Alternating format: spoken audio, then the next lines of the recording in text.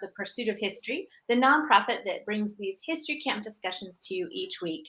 We are excited to welcome Michael Burlingame with us tonight. Michael holds the Chancellor Naomi B. Lynn Distinguished Chair in Lincoln Studies at the University of Illinois Springfield.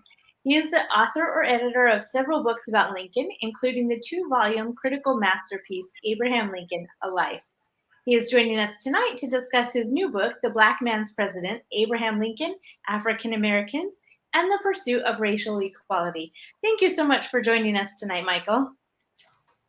Thank you so much, Carrie and Lee. I'm very glad to be with you.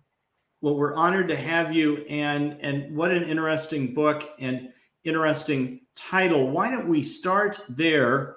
I believe that title came from a Frederick Douglass speech, yet 11 years later, he had a different view in a well-known speech. Talk to us about that, the speech, the later one, and the perspective over time. Yes, I'd be very happy to do that. When I began my Lincoln research a long time ago, I was astounded when I was going through the Frederick Douglass papers at the Library of Congress, his manuscripts, letters he received, drafts of speeches, and that sort of thing, to come across a speech that he gave, and it was on June 1st, 1865, 6 weeks after Lincoln's death, and it was a eulogy that he delivered in Cooper Union, New York, which was the premier spot for anybody to give a public speech in those days. And in it, he called Abraham Lincoln emphatically the black man's president, emphatically the black man's president. Well, I was astounded because I knew very well the speech that Frederick Douglass had given in 1876, 11 years later, which is very well known. Almost everybody who deals with Lincoln and race quotes it. And that speech began with Frederick Douglass saying that Abraham Lincoln was preeminently the white man's president. And we black people were only his stepchildren. And so I was astounded. And as I did my research, I discovered more and more evidence that Lincoln was, in fact, instinctively a racial egalitarian. He paid lip service now and then to the dominant racism of Illinois, where he was running for office and couldn't have any chance of success without at least paying some lip service to that. But if you look at his interactions with black people, and most historians, when they write about Lincoln and race, don't focus on that. They focus on his speeches and policies and letters and the like. But what I hope to show is that Lincoln's interactions with black people show him to be instinctively a racial egalitarian. And almost nobody has actually examined that question in any depth. Now, why did Frederick Douglass change his mind, or at least change his language between 1865, when he says Lincoln is emphatically the black man's president, and then in 1876 he says he is preeminently the white man's president? Well, I think the answer is this: that in 1876 the speech was given before a large audience, which included the president, the members of the cabinet, members of the Supreme Court, leadership of Congress, and the power elite in Washington, as well as a large audience of black folks. And in 1876, the concern that was foremost on Douglass's mind was that the Reconstruction effort that had begun so promisingly under Lincoln, when Lincoln called for black voting rights, limited to be sure, but he publicly called for black voting rights, and which led to his assassination, by the way. Lincoln was not murdered because he issued the Emancipation Proclamation, which is here on my tie. Lincoln was not murdered because he supported the 13th Amendment that abolished slavery throughout the United States. Abraham Lincoln was murdered because on April 11th, 1865, 2 days after Robert E. Lee had surrendered, virtually ending the war, Lincoln gave a speech in which he said, "I believe black people should be allowed to vote, at least those who are who've served in the military, and those who are very intelligent," by which we assume he meant literate. And so Lincoln then sets the ball in motion for black voting rights, for black civil rights, because it's one thing to abolish slavery, but then what? Black people were treated like second-class citizens in many states, even in the North, outside of New England, and were denied voting rights. The overwhelming majority of blacks in the North lived in states where they couldn't vote. And so here's Lincoln publicly calling for black voting rights, to be sure, limited. But you knew as soon as Lincoln publicly endorsed a policy like that, he would follow through. He would start off, as Frederick Douglass said in another speech that has escaped attention of historians, that Lincoln learned his statesmanship in the school of rail splitting. And to split a rail, you take a wedge and you insert the thin edge of the wedge into the log, and then you drive home that wedge and you split the log. And so Frederick Douglass says, we should have known that on that day, when Lincoln gave that speech calling for limited black voting rights, and I and many of my abolitionist friends were disappointed because it was limited, we should have known that that was a very significant speech, because Lincoln, once he publicly inserted the thin edge of the wedge into the log, you could count on him to drive home the thick edge of the wedge, which is just what he had done with regard to slavery. In any event, so Lincoln gets the Reconstruction ball in motion. Then he gets killed 3 days later for saying that, because John Wilkes Booth heard that speech and said that means N-word citizenship. That's the last speech he's ever going to give. By God, I'm going to run him through. And 3 days later, he murdered Lincoln for having called for black voting rights. So Lincoln sets the ball in motion, and then Congress then enacts legislation. The Civil Rights Act of 1866, the Freedmen's Bureau Act, the 13th Amendment, the 14th Amendment, the 15th Amendment, all of these extending citizenship rights to blacks, including the right to vote, finally in the 15th Amendment. And so there was a lot of enthusiasm in Congress and in the public in the late 1860s and in the very early 1870s for making sure that black people would not have just a paper promise of real freedom, but actual, tangible, day-to-day freedom, real citizenship rights. But then, in the mid-1870s, public interest began to wane. The political leaders in Congress started to lose interest. A tremendous depression had begun in 1873, and people in the North, white people in the North, began to pay attention to economic issues more closely than issues of racial justice. And so the Reconstruction effort was being abandoned. And so what I think Frederick Douglass was doing in that 1876 speech, when he called Lincoln preeminently the white man's president, he addressed that to the power elite, the whites who were the dominant figures in Congress and the Supreme Court and the presidency. And his message was, look, Lincoln was your man. He cared about your race. And he was not some bleeding heart philanthropist, dewy-eyed sentimentalist. The reason he called for black citizenship rights is because he realized that the white race would benefit if the black race became first-class citizens. So he was not making his case out of the goodness of his heart and sort of sentimental humanitarianism. He was a tough-minded realist. And don't let Reconstruction go down the drain, because he started it. He was your man. Honor him by reviving the effort to make black people first-class citizens. So I think that's the reason why in 1876, he reverses gears, at least to some extent. And by the end of that speech, by the way, he says, look, let's not judge Lincoln by the most advanced abolitionists. Let's judge him by the constituents that he was bound to respect as president. And if you compare Lincoln to the most advanced abolitionists, he seems tardy and cold and slow. But if you compare him to the constituents that he had to represent and to keep the North united and to keep the country united, he was swift and zealous and determined.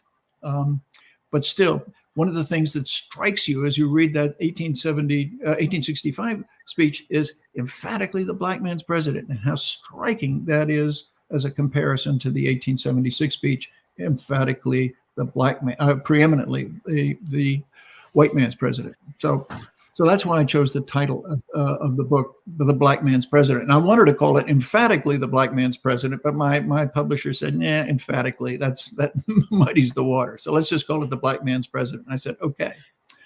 So Douglass's attitude toward Lincoln had evolved during the war. He was very disappointed with Lincoln's somewhat tardy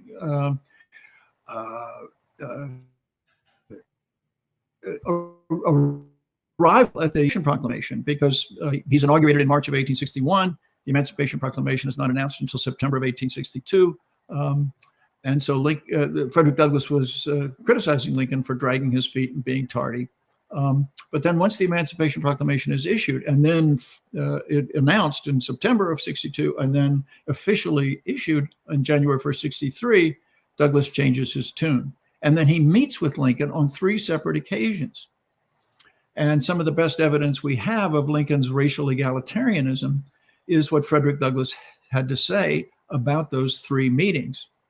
The first one was in 1863 in August, when he was accompanied by a senator, and he goes to the White House to protest against the second-class treatment that black soldiers in the Union Army were receiving. That Lincoln had approved the recruitment of blacks in early 1863, but they were paid less than whites, and they were refused promotion of the rank of sergeant. They couldn't be officers commanding others. And so he goes in to protest to Lincoln. And Lincoln explains that this pay differential is truly deplorable, but it was necessary to get the legislation through, and that it would get taken care of in time, as it was. Congress then rescinds the pay differential. And then he also says, black prisoners of war are sometimes murdered in cold blood. You've got to issue an order of retaliation. And Lincoln actually had just before that had done so, and he congratulated him on having issued that order of retaliation, saying that if Union prisoners or black prisoners are murdered in cold blood, some Confederate prisoners would be executed. That was never carried out, by the way, but that was one of the things Douglass wanted to talk to Lincoln about and to congratulate him for. So that's the first meeting. The second meeting takes place a year later in August of 1864, and this time Lincoln invites Douglass to the White House. He doesn't come with a senator as an escort. Lincoln says, please come talk to me about public affairs. And that's the first time in American history that a black person was invited to the White House to discuss public affairs and public policy. And Lincoln at that time was fearful that he would lose re-election. He was told by his political advisors that the situation was bleak, that the failure of the Union armies to make significant progress throughout the spring and the summer of 1865 with huge casualties was very dispiriting to the voting public, and they're demanding peace. And Lincoln says, "I'm afraid I'm not going to be reelected." This is in late August '64, and one of the things that I'm most fearful of if I lose reelection is that the war will come to an abrupt end, and all the slaves who have not reached Union lines and therefore attained freedom will be left in slavery, because the Democrats are going to nominate somebody who doesn't approve of abolition and who won't expand the scope of abolition, and all the slaves who have made it to Union lines by the time that new president is inaugurated in March of 1865, that is in March of 1865 exactly, that all the slaves who are still outside Union lines will remain in slavery. And so what I want you to do is to organize a group to go into black people to go into the South to spread the word to the black people on plantations outside the Union lines, saying, you got to run away. Come on, come to Union lines where you can still do it. Because if you wait too long, the Democrats might win and you'll stay in slavery. But if you make it to Union lines, then you'll be free. And so Douglass says, okay. And then all this, and so Douglass goes off and then it devises an elaborate plan to send scouts out, as John Brown was suggesting. One of the plans that John Brown had to help undermine slavery was to do something of this sort, to send scouts out to let encourage slaves to run away. And so Douglass then establishes a plan, but then all of a sudden the political tide turned. And so by the time Douglass submits his plan several days later, the Union Army has won significant victories in Atlanta and Mobile Bay and then Shenandoah Valley, and Lincoln's reelection was assured. But it's interesting that Douglass is called to the White House and to carry out this plan. And Douglass says he was profoundly moved by Lincoln's commitment, that the way he spoke about slavery, the way he talked about emancipation convinced me that he was profoundly anti-slavery. And then he made me feel entirely comfortable. He didn't make me feel at all self-conscious about my race. And almost every white abolitionist I talked to made me feel self-conscious, but not Lincoln. There was something in his manner, in his cordiality, and his respect, always calling me Mr. Douglas, that indicated to me that there really was not a racist bone in his body. Now, Douglas doesn't put it quite that way, but that's what it boils down to. So that's a long way of answering your question. Why have I called my book The Black Man's President? And by the way, put that in quotes in the title to let people know that that's not just my opinion. That's the opinion of Frederick Douglass in a speech that is very little known. Lots and lots of people know about that 1876 speech, but almost none know about that 1865 speech, even though it was at Cooper Union. It was written up in the New York press. It was copied in other newspapers around the country, and yet it's almost never anthologized, and it's very little known. That's fascinating and extraordinarily helpful. Why don't we go back to something that you were referring to, Lincoln's experiences in Springfield, in his neighborhood, and his experiences in Illinois, the attitudes of the individuals that he needed to persuade to vote for him. Exactly. Illinois was arguably the most negrophobic state in the Union. That is to say, the Free State. That Illinois residents had ratified a constitution in 1848, which forbade Black people not just to vote and to serve on juries and to intermarry with whites and to hold office. Those were laws that were established before 1848. On top of all those discriminatory laws regarding jury service and public office holding and voting and intermarriage, on top of all that, the voters of Illinois approve a constitution that forbids Black people to move into the state, which is a clear violation of the Constitution. The Constitution, the Privileges and Immunities Clause will allow us all to move back and forth without a passport or any discrimination. And so the fact that the Illinois electorate was willing to ratify a constitution and then a few years later to ratify a law making that, in fact, that provision of the Constitution into law. And so when Lincoln was campaigning for office, he knew that this deep-seated anti-Black racism was something that he had to contend with. And in the most dramatic example of that is in his debates with Stephen A. Douglas in 1858. It was a very important campaign. It really made Lincoln president, and it unmade Lincoln, that is Douglas, as a viable presidential candidate. Because Stephen A. Douglas was a flagrant racist. He made no bones about it. He said this government is made by white men for white men to be administered by white men for themselves and their posterity. I am opposed to Negro equality, and kept hammering Lincoln on that issue in 1858. And at the beginning of the campaign, both Lincoln and Douglas give speeches in Chicago. One night, Douglas speaks in which he makes all those arguments about how he's a champion of white supremacy, and no bones about it, no mincing of words. And then the next night, Lincoln gets up and says, look, the issue before us is slavery. If you think slavery is wrong, you should vote with us, the Republicans. If you don't think it's wrong, vote with them.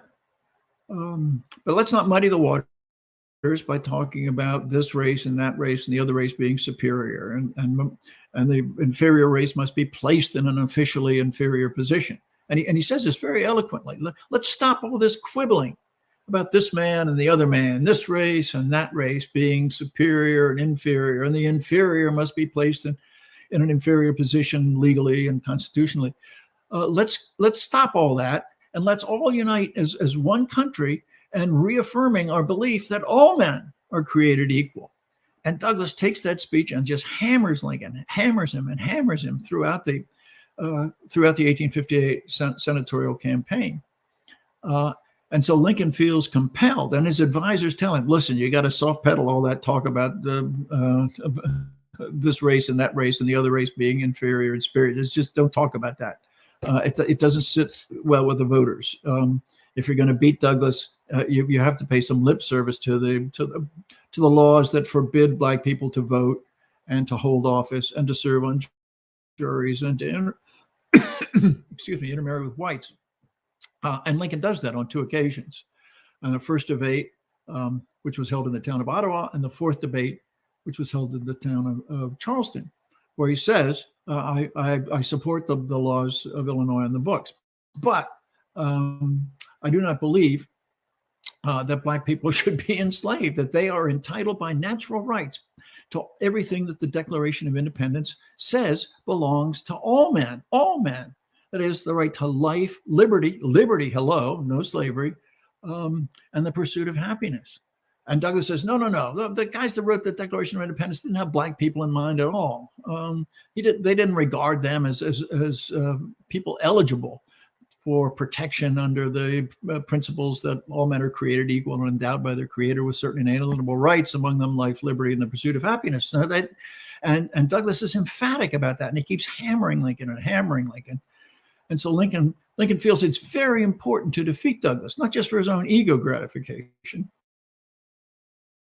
but because Douglas, in Lincoln's mind, and quite legitimately, I think, Douglas was the gravest threat to the anti-slavery movement in the country. Because what Douglas was doing and had been doing for several years was to say, look, the whole question of slavery is not a moral question about right and wrong. It's a question of local control. If people move into the Western territories, if white people move out there and settle and they want to have slavery, let them have it. If they all move out there and they don't want to have slavery, let them forbid it. But it's a matter of for local option, like liquor laws. It should be a dry county or a wet county, or a dry state or a wet state. And Lincoln says, no.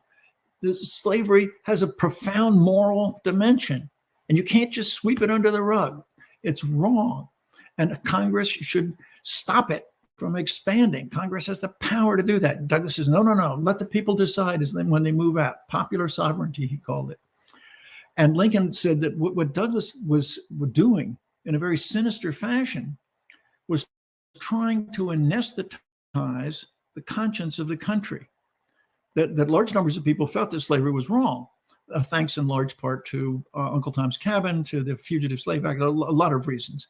And that the anti-slavery sentiment was growing, and what Lincoln feared Douglas would do if he could convince large numbers of people that slavery shouldn't be regarded as a moral question, as a matter of local control, that would help set the stage for the Supreme Court to issue a ruling saying that no state of the Union, although all those free states, can no longer forbid slaveholders from coming to their state, bringing their slaves with them, setting up farms and plantations. And so this nation will become all slave. It can't stay half slave and half free forever.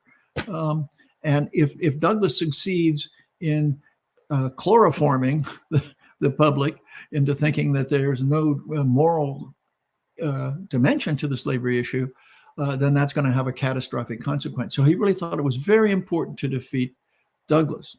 And so Lincoln somewhat reluctantly and somewhat formulaically pays lip service to Illinois' black laws. But he kept insisting that the Declaration of Independence included all people, that included black people as well as whites, and they were entitled to liberty. That is to say, they were entitled to be liberated from their bondage and the pursuit of happiness. So when we look back on the Lincoln-Douglas debates, we have to put ourselves in Lincoln's shoes. Lincoln believed that slavery was profoundly wrong. He hated slavery. The notion that Lincoln was a reluctant emancipator is preposterous.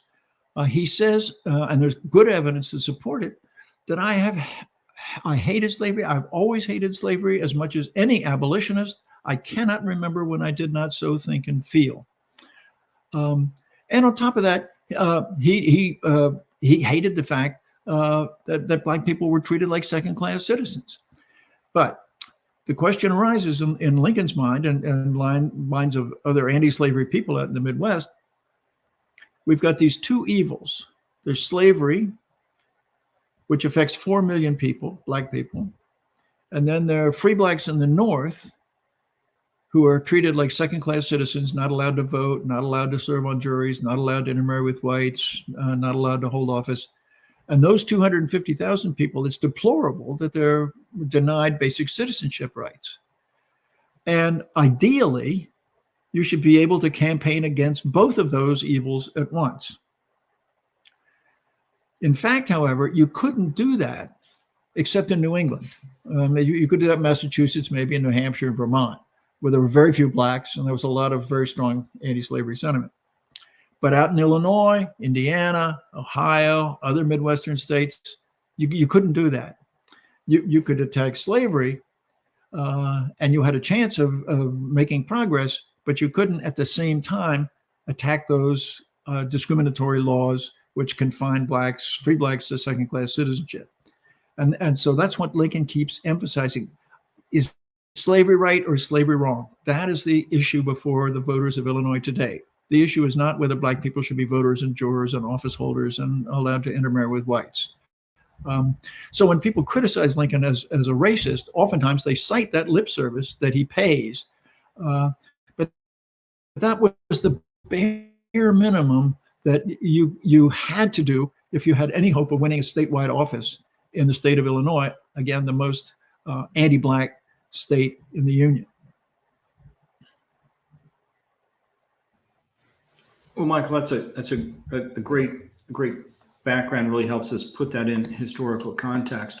I wanted to go back. We talked about, or you explained, that Douglass was the first African American invited to the White House to discuss public policy. Do you want to talk to us about some of the other individuals that Lincoln invited to the White House, and what was the reaction of the public to those invitations? Like we know, for example, the harsh reaction that Teddy Roosevelt had when he invited, I believe, Booker T. Washington, and then there were no one else after that invited. And this obviously was much earlier. Right, exactly. In 1901, there was a huge uproar when President Theodore Roosevelt invited Booker T. Washington to the White House to dine. And that's, most people who pay any attention to American history know that story. But what is not nearly as familiar is that Lincoln extended invitations to black people to visit the White House, to attend receptions at the White House, to use the lawn, the grounds of the White House for fundraising events. And he treated individual black callers who came to appeal for various favors and policies. He treated them with respect, courtesy, seriousness. And when these stories appeared in the press about how blacks were showing up at White House receptions, how blacks were being treated by the president as though they were first-class citizens, a lot of folks, mostly Democrats, were indignant, and Lincoln was denounced in the most vile ways for having succumbed to the notion of racial equality, that black people should be treated the same way as whites, and that was that was unacceptable. And so Lincoln really stuck his neck out with actions as well as policies. When these black folks would come to the White House, newspaper reporters would write about them, and then these black people would oftentimes, in reminiscences, talk about how Lincoln, how cordial he was, how unprejudiced he was, and how remarkably at ease they felt in his presence. And mostly what Lincoln would be listen to these people make their points and say, I'll do what I can. And he would refer them to various branches of the government. And then give favors of like allowing black churches in Washington to use the White House grounds for fundraising purposes. But in addition to that, he also responded to black people who came in and made important policy requests. For example, in March of 1864, two black gentlemen from New Orleans, Louisiana, present him with a petition signed by 1,000 of their fellow residents of New Orleans, black people, saying, look, we are property owners, we are taxpayers, we are educated. Some of us served in the army of Andrew Jackson in defeating the British at the Battle of New Orleans in 1815, or our fathers did, and we would like the right to vote. And Lincoln said to these gentlemen, I'm very sympathetic, but in fact, the right to vote and the rules determining who may vote in presidential elections and federal elections, according to the Constitution, those rules about eligibility for voting are to be determined by states and not the federal government. And that's why after the Civil War, the 14th and 15th Amendments were necessary to change that. And he said, so I'm sorry, I can't do anything for you, but I'm very sympathetic. So that's what he tells these two black gentlemen, and who are impressed by his cordiality and his sympathy and empathy. And then a few days after he speaks with those two gentlemen, he writes a letter to the governor of Louisiana, who's just been elected as the first free state governor. And he congratulates him for having attained that position.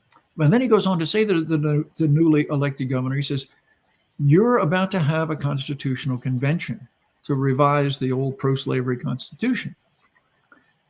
And I think it would be a good idea if you included in that new Constitution black voting rights, at least for military veterans and the very intelligent, which again, I think it's pretty clear he meant literate. And so this governor then goes to the Constitutional Convention, talks to the delegates, shows them this letter, which wasn't made formally public, but the governor did talk to delegates with that letter in hand. And so the delegates to that Constitutional Convention in Louisiana, when they first assembled, one of the first things they did was to pass a resolution or a part of the new Constitution, say the legislature is forbidden to ever extend voting rights to blacks. Whoa. Well, the governor then, using this letter and with some of his friends, persuades them to back down from that. And they say, the new Constitution says, if the legislature wants to enfranchise blacks, it has the power to do so. Now, that may seem like pretty small potatoes to us in the 21st century, but by the standards of Louisiana in 1864, it was represented great progress. And it did help pave the way for black voting, which does take place in Louisiana starting in 1868. So Lincoln wasn't really just being courteous and friendly and cordial. He was also willing to listen and take advice, and to try to recommend a policy change. And so that letter to the governor of Louisiana in March of 1864 is the predecessor of his final speech, the one I mentioned earlier on April 11th, 1865, when he publicly, not privately, and he says in this letter, this is for your eyes, but publicly saying black people should be allowed to vote. And that enrages John Wilkes Booth, and it leads to his murder. Well, Michael, let's switch gears to another topic that was very active at the time, and that was the whole matter of colonization. If you could give us some kind of context for that, and kind of where that discussion was in time, sure. And then Lincoln's point of view or participation in it. Right. Colonization is one of those topics that critics of Lincoln at the time and to this day are most critical of. Lincoln did support colonization, but he was not an enthusiast. Sometimes you'll hear it said, oh, Lincoln was an enthusiast for colonization way back. That's not true. In the 1830s and 1840s, there were 3 colonization societies established in the county an area where Lincoln lived, and he didn't join any of them. It's finally in the 1850s he does, but he's very reluctant to join that, and then when he does, it isn't with wholehearted enthusiasm. Now, only recently it's come to light that a speech that he gave to the Illinois State Colonization Society in 1855. A press account has surfaced, and in that speech, Lincoln says, well, colonization, this is an idea that people are talking about, and it's may have some merit, certainly worth exploring, but it wasn't a wholehearted endorsement of colonization. And as president, Lincoln endorses colonization primarily for 2 reasons. Not because, as his critics would say, Lincoln just wanted to engage in ethnic cleansing. He just wanted to get rid of all black people. That was the solution to slavery. Get rid of slavery and then get all the black people thrown out of the country. First of all, whenever Lincoln talked about and endorsed a colonization project, it was always voluntary. And some members of Congress and some members of his cabinet we said, oh, it's got to be mandatory, compulsory. And Lincoln said, no, absolutely not. And it should be pointed out that the colonization movement had really gotten underway in an organized fashion back in 1816. American Colonization Society established Liberia as a place that American blacks could be liberated to. And a lot of black people were colonizationists. It's oftentimes thought that colonization was very unpopular among blacks, but it turns out that there are several leading black spokesmen who said that they thought colonization was a good idea, and that was particularly true in the 1850s. What happens in the 1850s is that Congress passes something called the Fugitive Slave Act. And the Fugitive Slave Act basically legalized kidnapping of blacks. That white people could come and accost a black person in Ohio or Indiana or Illinois or anywhere and say, you're a runaway slave. And then the law was so arranged that accusation was tantamount to conviction, and that these people would then be enslaved. And so, and the government was throwing its weight behind this. Congress had passed it. The administration of the Democratic presidents was in favor of enforcing it rigorously. And black people feared, with some justification, that, good Lord, this is open hunting season on us. And so black people started to leave. Many moved to Canada, some went to Haiti, some went to Liberia. Um, and it should be borne in mind that colonization was popular among some blacks, particularly in the 1850s, including some very prominent figures who said, "Look, we're never going to get a fair chance in this country. The anti-black sentiment is so widespread, and it is so deep-seated that there's no hope." And Lincoln felt for those people. And Lincoln's support for colonization was largely a result of his empathy for those people who were so pessimistic about the future prospects of having first-class citizenship in the U.S. And Lincoln's thinking seems to have been like this: that those people deserve some kind of government support. That the government should establish a colony somewhere where they can go and be treated like first-class citizens. And so, as president, he was told by Congress, "Look, you've got a lot of money." It was $600,000, which is several million in modern currency, to help promote colonization and to facilitate colonization. And so in the summer of 1862, he invites 5 leading black citizens of Washington, D.C.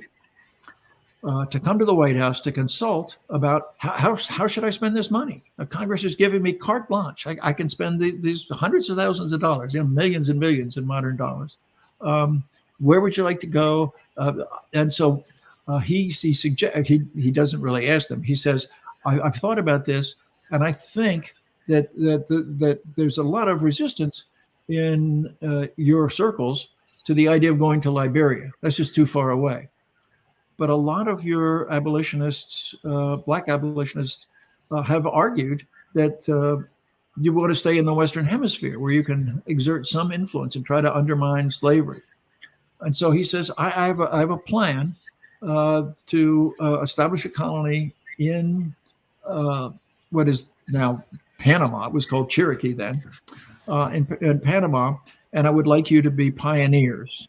You're educated, articulate, respected leaders. And if you were to volunteer for this project, that would help serve as role models. You would serve as. And part of the motive behind that and by the way, when those 5 black leaders come to the White House, Lincoln brings in a shorthand reporter.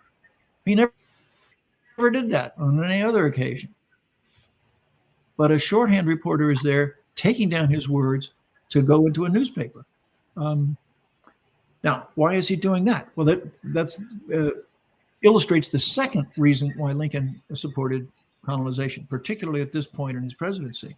And that is to help convince white people in the North that if slavery is abolished, his administration will, in good faith, promote colonization. Because an awful lot of white people in the North, through their senators and representatives, told Lincoln, look, emancipation is only acceptable if it's coupled with colonization. Because large numbers of white people in the North, particularly in the lower North, that is Southern Ohio, Southern Indiana, Southern Illinois, Southern Pennsylvania, and so forth, and the loyal border slave states. There were 4 states that were slave states that didn't join the Confederacy: Maryland, Delaware, Missouri, and Kentucky.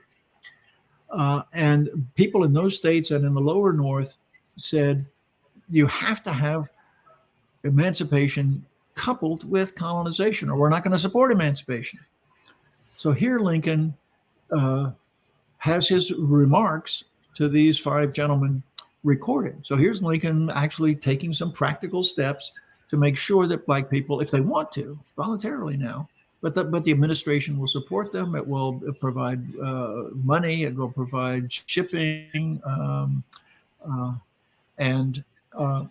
so the intent and the purpose of that shorthand reporter was to make sure that these people throughout the North knew that Lincoln was expressing in deeds as well as words, support for colonization. Now that whole plan fizzled. And a lot of people, a lot of the most prominent Black leaders, including Douglass, Frederick Douglass, denounced Lincoln. And Douglass was very hard on Lincoln. He called him just this white racism and his hatred of Black people and all that very harsh language. But ironically, two of Douglass's adult sons, he had 3 adult sons, 2 of them volunteered to go to Panama as part of this program. So the notion that the Panama program was an outrageous racist attempt to deport Blacks against their will is really mistaken. And according to the senator who was in charge in administering the Panama plan, 14,000 Blacks volunteered to go. Now the plan, Lincoln pulled the plug on the plan because it turned out that there was some corruption involved. And Lincoln said, no. And also the Central American nations, Colombia, Nicaragua, Guatemala, and so forth, Costa Rica, said, we don't like this idea. We don't like you colonizing Black people down here. And that was partly racism on their part. And it was also partly fear that if the United States then established a colony, it would then eventually impinge the sovereignty of the nation that served as a colonial base, just as what happened in Mexico. Mexicans invite some Americans in, and then America intervenes to protect them, and then they take over half the country. So anyway, so the Cherokee plan doesn't work. But Lincoln has made a big to-do about it. Now, why is he doing it in this particular moment? This is mid-August of 1862. And you have to recognize what happened the previous month. The previous month, Lincoln tells his cabinet, I am going to issue an Emancipation Proclamation. I don't want you I'm interested to have your comments about its language and its timing and all that. But the basic decision is made. So you're not going to dissuade me from issuing it. And some of his colleagues, some of his cabinet members say, look, we just suffered a major defeat in our attempt to capture Richmond. It's a humiliating military reverse. And if we issue an Emancipation Proclamation on the heels of that defeat, it will look insincere. It will look like a desperation measure. Impact as it would if you issued it after a military success. So Lincoln said, you're right. So he's taken the Emancipation Proclamation and he's put it in his drawer. He's looking for a military success to issue the Emancipation Proclamation, which happens in September. But in August, in between those two dates, Lincoln is worried that as soon as the Emancipation Proclamation is issued, as soon as he announces it publicly, there's going to be a tremendous white backlash. Because lots and lots of whites felt that as soon as the Blacks were freed in the South, they would flood north and they would overrun Southern Illinois, Southern Ohio, Southern Indiana, Southern Pennsylvania, and so forth. And so if you could convince them that colonization, that many of these freed Blacks wouldn't be flooding to the north, but that they would take advantage of the government program to allow them to resettle outside the United States. And then the Cherokee plan fizzles. But then Lincoln does endorse the one plan that was actually carried out, and that was to go to Haiti.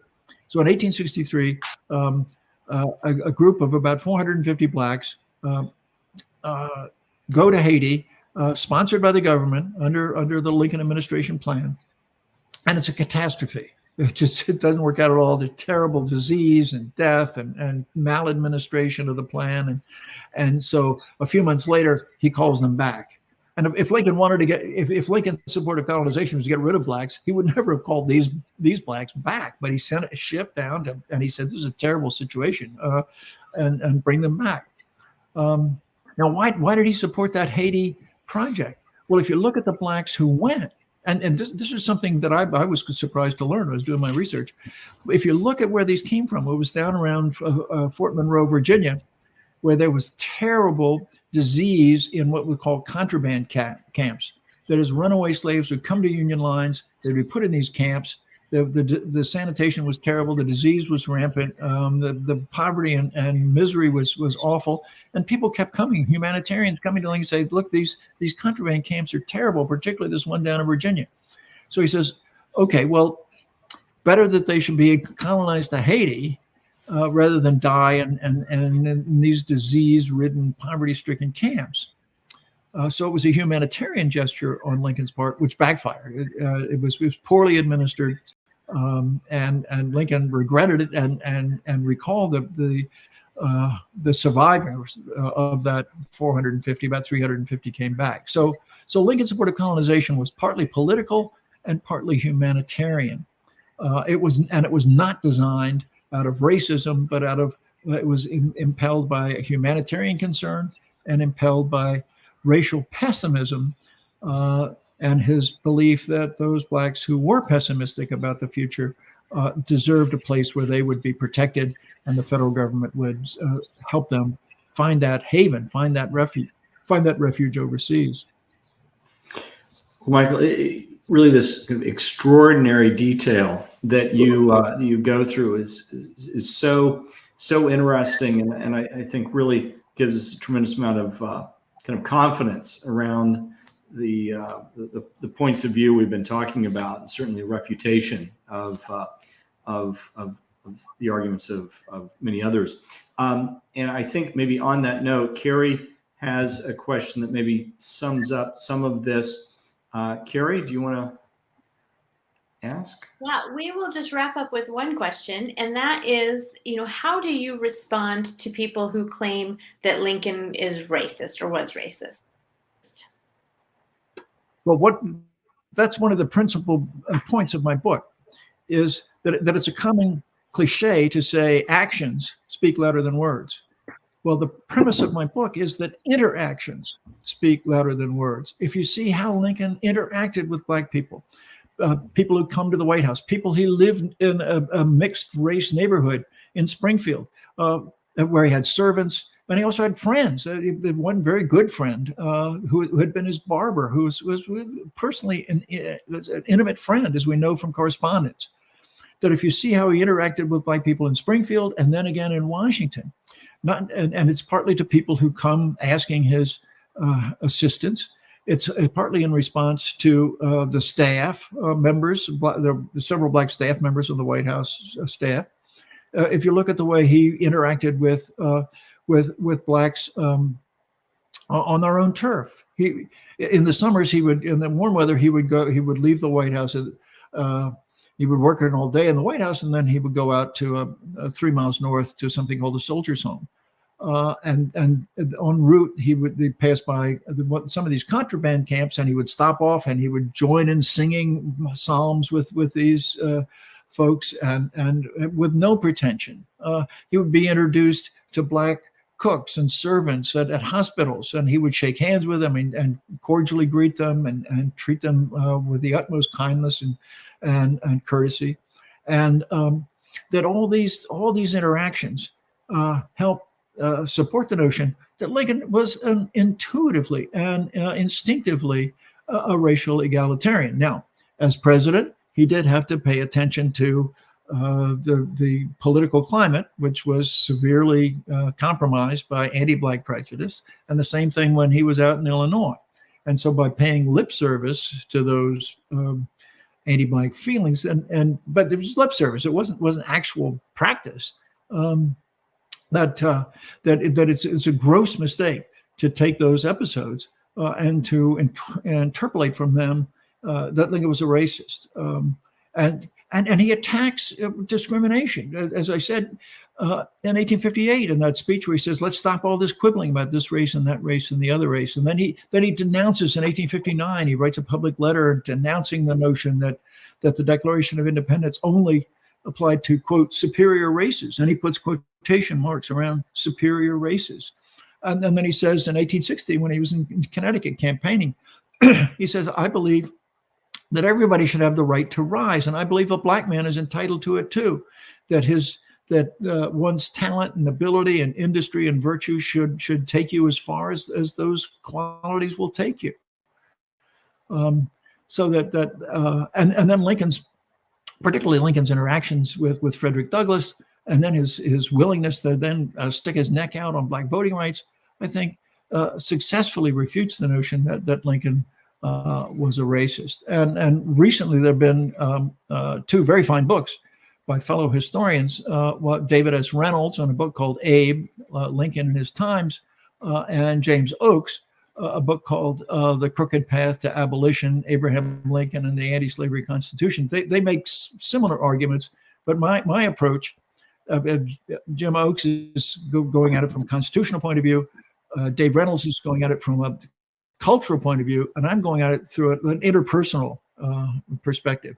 And all of us have come to this conclusion that Lincoln was instinctively a racial egalitarian. And so I'm hopeful that this contribution, along with Jim Oakes's and David Reynolds and others, but particularly those gentlemen, will help the public realize that this notion that Abraham Lincoln was a racist is preposterous. Okay, thank you. This has been fantastic. And before we wrap up, I wanted to mention that you have another book that came out recently. Was it this year as well, The American Marriage? Yes. Let me bring yes. up a picture of it, and can you tell us just a quick little synopsis of that book for those who might be interested? Okay, it's called, as you'll see in a minute, An American Marriage, The Untold Story of Abraham Lincoln and Mary Todd. And I say untold because there's an enormous amount of information about that marriage which has been swept under the rug or just ignored.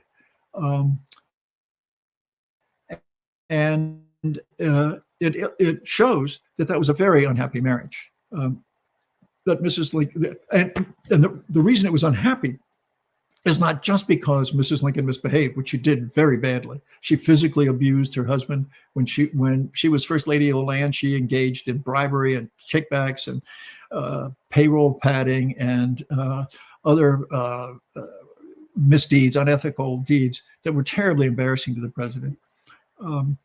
And she humiliated him and belittled him. It's a very discouraging story. So her behavior was one of the reasons that the marriage was so unhappy, but also because Lincoln himself was not an ideal husband. Unlike every other man you've ever heard of, Abraham Lincoln was emotionally reserved and uncommunicative. So he really didn't allow himself to become truly intimate. So Mrs. Lincoln was quite frustrated by his rather strong emotional reserve. And also he spent a great deal of time away from home.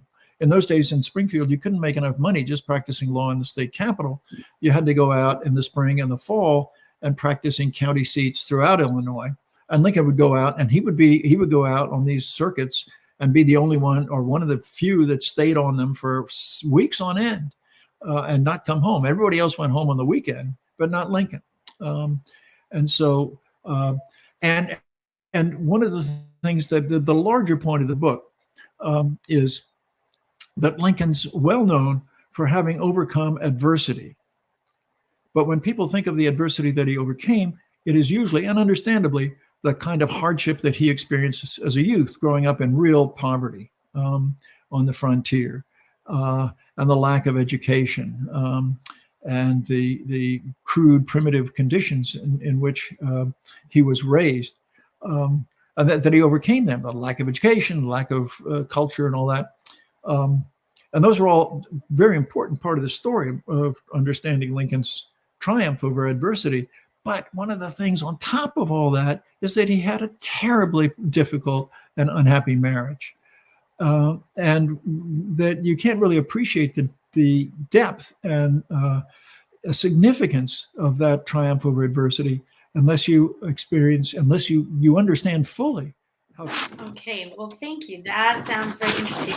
We will put a link to both of those books in the chat for you, so you can take a look at those. The book we discussed tonight, The Black Man's President, is full of excellent information